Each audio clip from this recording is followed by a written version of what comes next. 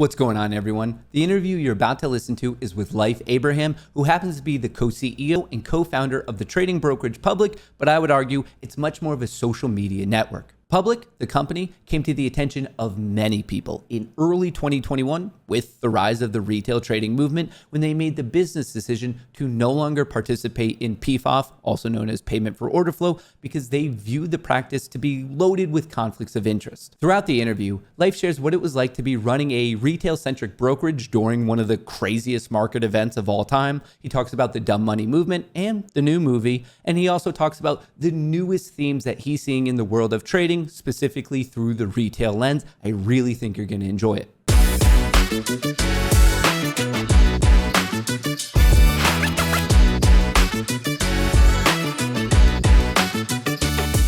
So obviously, many people who know about Public, who use Public, it kind of came from the retail revolution circa 2021. And that really all got going with Keith Gill, Roaring Kitty, various names, but obviously GameStop, GME. So I was reading a recent Twitter thread from you, and folks, if you want to read it, I highly suggest you do. I'll make sure it's in the description of the video. Could you take us through what it was like running a brokerage that served retail traders during one of arguably the craziest retail trading phenomena that the market's ever seen? The time was obviously nuts. Where were you by the time? Do you remember? January 27, 28? I remember exactly. So on Wednesday, the 26th, I had started making content. I wanted to talk about finance for the year before, and the TLDR of it, I was really bad. My friends bullied me into streaming, so I started streaming December 31st of 2020, and I was doing it every single weekend just to cover. I was a big reader of Wall Street Bets subreddit, and it went down, and I was too excited because I was in GameStop myself. So there I was Wednesday. I'm like, what piece of content do I possibly make today? And I was talking to my girlfriend, now fiance, and she's like, why don't you just stream? You've been working on that anyway. It was Wednesday, but I was only doing it on the weekend. And I remember Apple and Tesla were both reporting that night. In between the reports, that's when the Wall Street, the subreddit went down. So I changed my title and I went from like 50 viewers to like 1,000. I was like, this is it. I am content. I've cracked media. The next day I streamed went from 1,000 to 5. And then on Friday it got bigger. I called my boss that week and I was like, oh, I'm going to be sick. I streamed all week because I was in GME. I was excited. And then by the next weekend I had quit and they were like watching you online at the same time and were like, you don't look that sick. Yeah, no, they thought I was going to like a competitor or something. I'm like, trust me, I am not with a competitor right now. So for me, it was crazy because like since college, I was reading the subreddit. I was in GME. I was following the story. And then what people were so excited about happening, it seemed like it was happening. And it was like, oh, like what? This is so ridiculous. And then you see people like, obviously they were what we would refer to now as like degenerate options, but they were rolling hundreds of thousands, if not millions of dollars into even more degenerate options. And then the fact that it started working, like it was almost the energy of like a sports match where like the underdog was winning. There was a certain energy in the air. And that's what I found so fascinating of Public is your focus on cultivating that community sense. And that's what it was. It was a community of dumb money people who were making call outs. And then all of a sudden, like these Wall Street insiders started to lose. So I remember it clearly. I mean, it like truly, it was a life-changing event for me because I went from being a coder in corporate America to now I get to have awesome conversations such as this. So I remember it distinctly Wednesday, Thursday, Friday. And then from there, obviously, even more insanity ensued. But on my side of it, there was a lot of retail people who by Thursday went from as happy as could possibly be to as angry and irate as they've ever been in their life. So just give us some insights of just like the numbers. I read something about, I believe your engineers had a 24/7 Zoom call. Like literally they were just as up as much as they could be with what, Red Bull and coffee going through their system. And for us, it was like, we were less than 18 months in market at the time. So like we were a super young company. Right? I think we were 40 something people at the time. Okay. And so on. And I think what was interesting was what you saw happening on like Tuesday, Wednesday, I think were like the first days where the stock really went up. Mm-hmm. We did not really see influx until Thursday. And so Wednesday was still like Wednesday the 27th, I think it was. was like our best day ever by 2x, which was great, obviously. But we hadn't really truly recognized yet, like, what was happening to us, so to say. And then the morning of Thursday, the 28th, is basically like, was like 6 a.m. Our CTO, who's based in Copenhagen, like calls us up and was basically like, yo guys, what's going on? So yesterday was our best day ever by 2x, and we already had more signups than that. And it's 6 a.m. in the morning, New York time. And we were like, okay.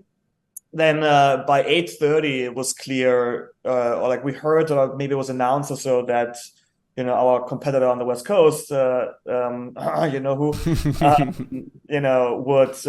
restrict the buying of a certain amount of stocks. And that's when we knew, obviously, like for us, it was like, okay, we're going to be the alternative now. So we got to obviously seize the moment also for us in terms of user acquisition, in terms of, making sure that people can trade, et cetera, et cetera. And at that moment in time, really, it's when we saw, obviously, traffic start like starting to rip.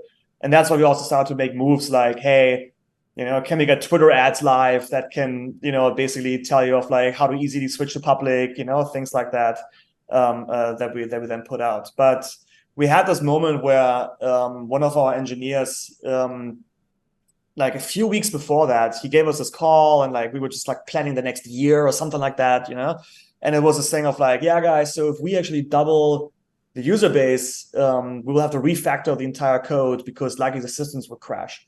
And we're like, that's fine. We'll have time. We'll put it into the roadmap for the next year. We were, I think, on track to double the user base within 48 hours at that time. And that's when, basically, to your point, where you referenced that from that tweet storm there, when the engineers just went on a Zoom call, basically, that was just on the entire time. And people were just like going on and doing code reviews in real time on the Zoom call and so on, And then and they kept it up. They kept the systems up, which is still phenomenal, like mind-boggling that this all worked out. And yeah. So you were at the point where obviously you had a lot of technical hurdles to get over, obviously, because like you're just growing rapidly. There's this social craziness going on, and you're at the point where your competitors, obviously the infamous taking away the buy button. And from there, that was the first thing. I remember that of everyone's like, oh, the buy button. And then from there, people, for probably the first time ever, retail traders started to look into what is now called market structure. And they start to learn about what you were referring to of payment for order flow, PFOF, which for those of you who don't know, it's generically the concept of brokerages selling their customers trades. So what's referred to as market makers, feel free to look it up. But anyway, they make a lot of money. And then this has brought up fair discussions of, is there a conflict of interest? Now, obviously, certain companies, certain brokerages have decided, well, we like that as a revenue source, and they might not see it as a conflict of interest. I don't know. I haven't talked with them.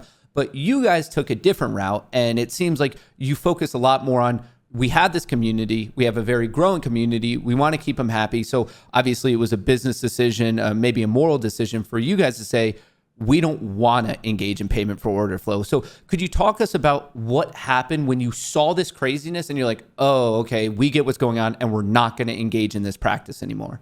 We had talked about going off PFOF a bunch before that, but we never pulled the trigger until then, because we always had this thing of like, who would really care? Like you will find some crazy, market structure nerds that will applaud you, but other than that, like, do people really care, et cetera, et cetera. And to your point, in that moment, it was this mass education event where suddenly people educate themselves around it, and, and so on. And that was really the moment where suddenly everyone cared, and went from like, who would care about, to like, well, maybe everyone does. And that really accelerated then the decision to go off PFOF. It took us about a week to like really kind of like, it's not like shutting it off. It's basically like you're just routing your orders differently. You have to kind of like use different pipes, for lack of better wording. But it took us about a week to then, from announcement, to actually go off it and so on. With PFOF was also an interesting thing, because you have these two sides to it, right? The one side is the incentives you have as a brokerage, which is what I talked about earlier, right? Of like how you design your product, what products you offer to whom, and so on, and like what your incentives are in that regard, right? And are you incentivized to give someone who's super new to the market, access to the most riskiest options trades? And do you want to do that as quickly as possible, or do you want people to, stick with you for the next 2 decades and build their portfolios over time, right? And that's a little bit the kind of like mindset difference there, so to say. One is like take as much money as possible as quickly as possible, and the other one is like let's grow the person over time. And on the other hand, you have also just this aspect on PFOF, which is market structures, and that's the one that's like harder to understand and also just not as clear, right? And that's a little bit where like Gensler has been trying to, the SEC chair has been trying to kind of poke into and so on, because what you have there is that this concept that is the NBBO, is the price you see of a stock when you look at whatever app you're using, is that price correct? And the NBBO, like that price that you're seeing, like the national best bid and offer, is informed by trades that are executed on exchanges, but is not informed by trades that are executing off exchanges, like market makers, dark pools, etc. Because they don't have these reporting requirements.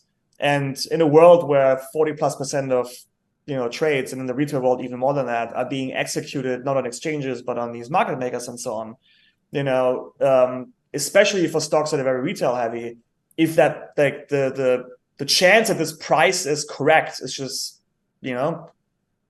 likely not as high, right?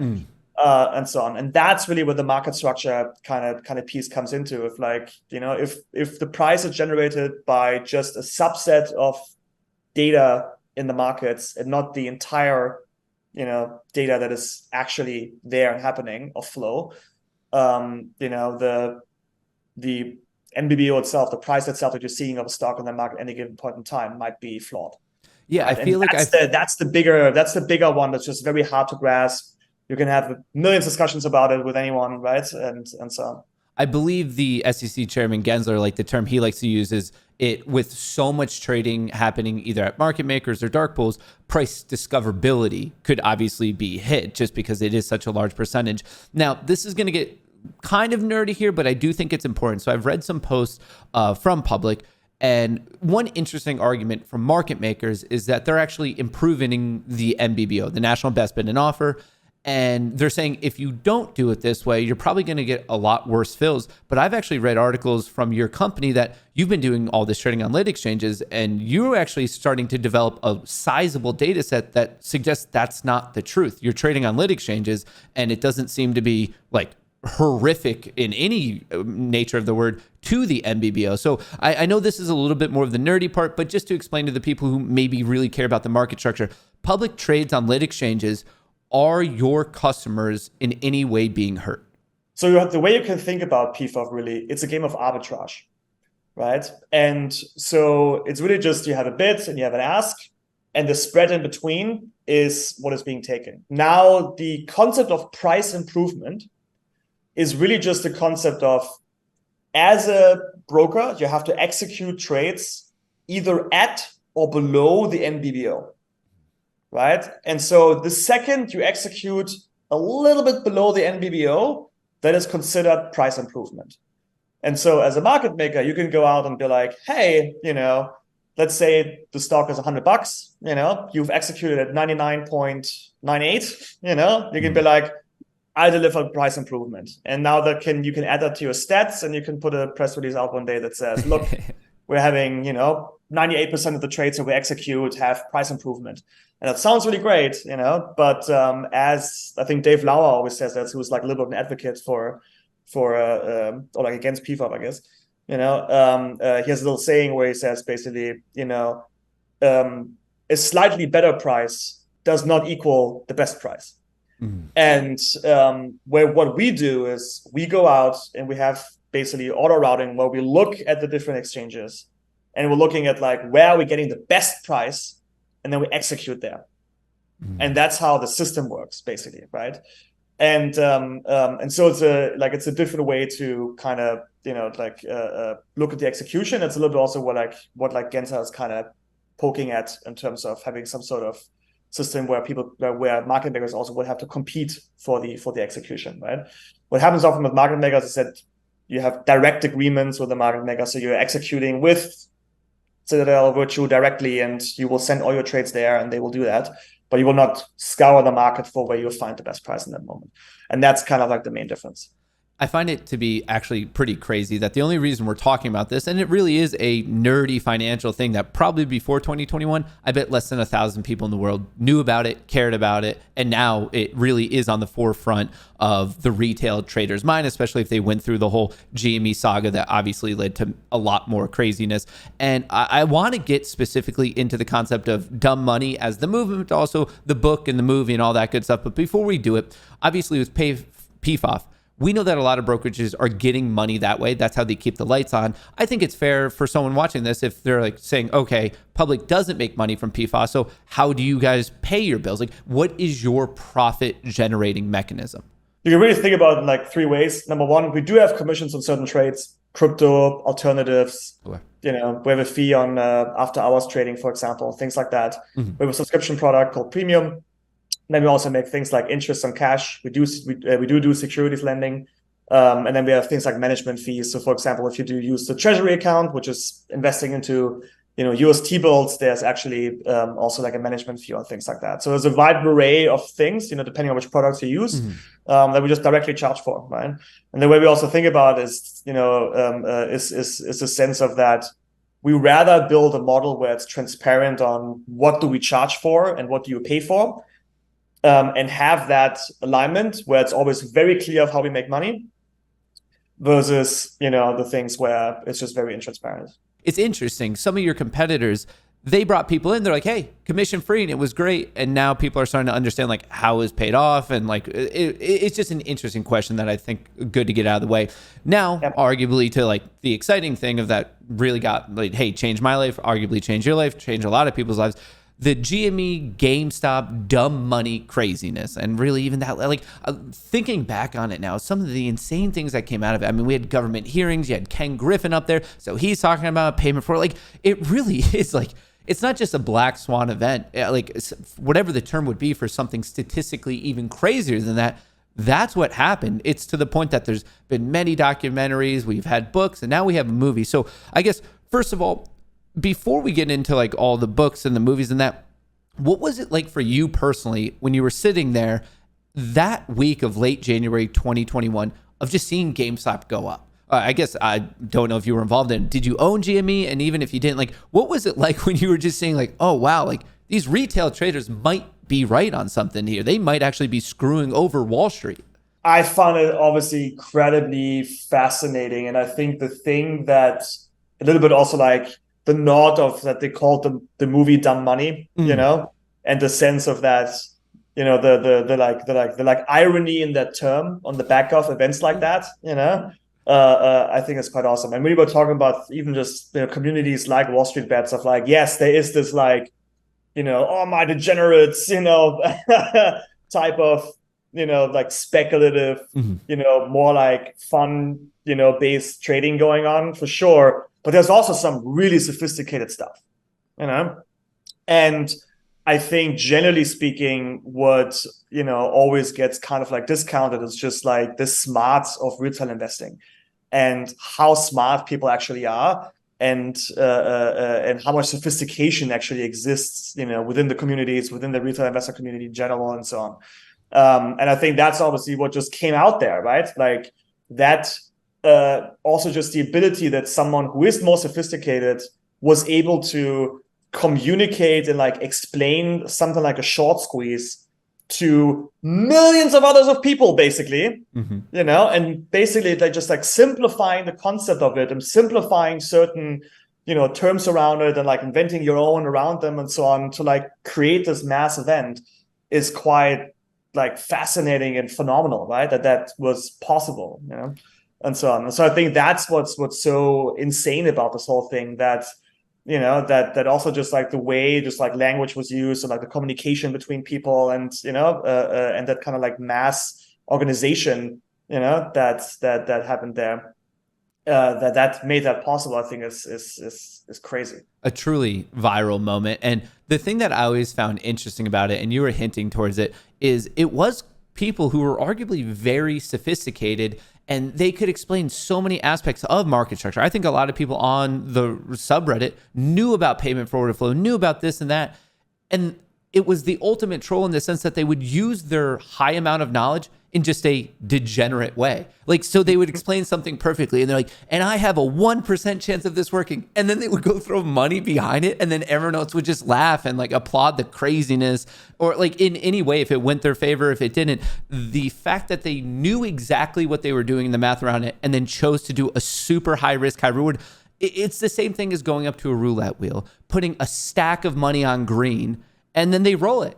And everyone was walking around. They're like, well, I'm going to see how this one plays out. Like, because why would you not? It's such a human thing. And really, I think that's what you're plugging into with your brokerage anyways, public, of how do we get the communities there? How do we make the communities happy? And then thus they would naturally grow after a point of, I suppose, critical mass.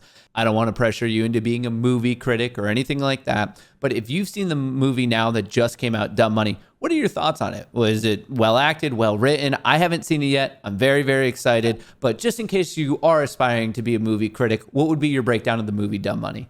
I think it was really fun, to be honest. So yes, I watched it already. Okay. I watched it already. I think it was really fun. Obviously hard for them to like go into all these details. Like we just talked about the details of PFOF and the details of market structures and, all this stuff, also just like the whole thing of, why, our competitor on the West Coast had to hold the stocks and so on, right? And like the whole concept with like the VAR and the capital requirements and that the clearing firm has, and like all these technicalities, obviously things that did not necessarily come across in the movie, right? It's still a mainstream movie, and I think PFOF is mentioned maybe 2-3 times, but also not necessarily explained, and stuff. Gotcha. And so, I think it's great entertainment. I would not view it as a documentary necessarily in terms of that it explains, perfectly of like what all the details and intricacies were that happened throughout those weeks.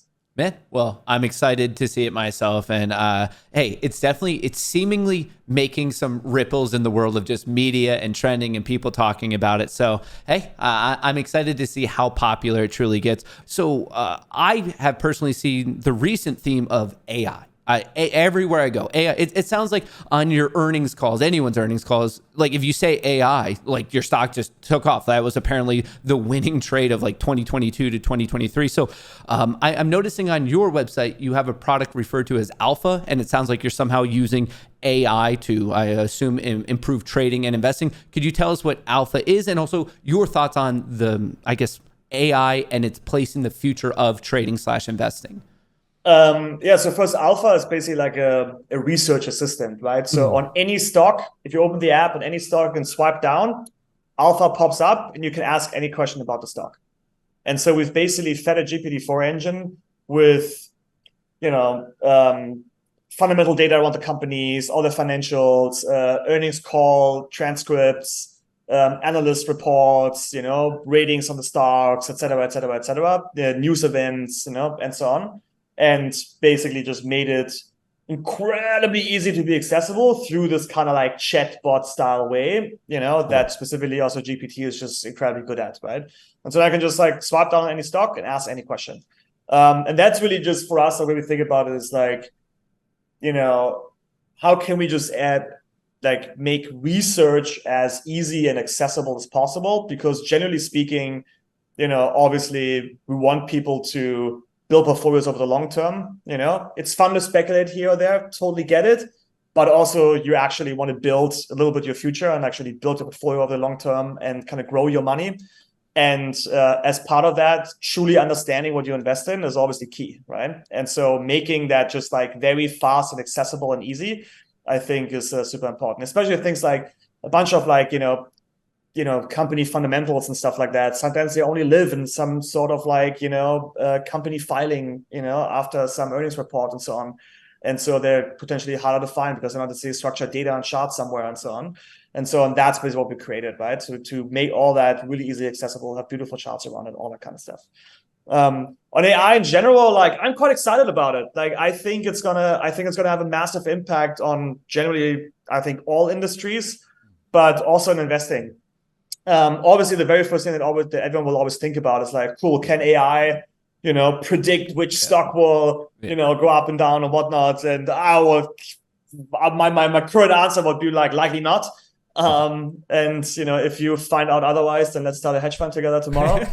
But and so the way we really think about more of like, okay, can you use the technology to just like enable research and stuff, because it's just really good at consuming data and spitting data back out in different types of formats, comparing it and so on, and also like, language models have not shown themselves to be really good with math yet. From what we've seen, there's other things that can do math better, and you can kind of combine the different systems and stuff like that.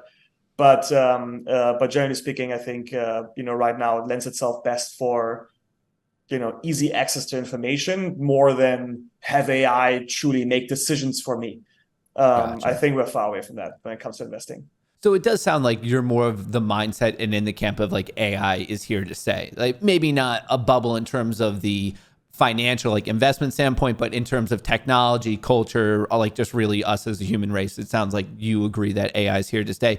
Are there other themes you're seeing right now, or maybe other communities in the world of retail trading that you're like particularly noticing the growth of or excited about yourself? I mean, generally speaking, we are obviously like with yield back, right? And so with the Fed rates where they are and yield being back, right? Everyone sees their high yield savings account or the treasury account on public, 5.5% FYI. It's like, I think it has and will even more kind of resurrect a bunch of other asset classes.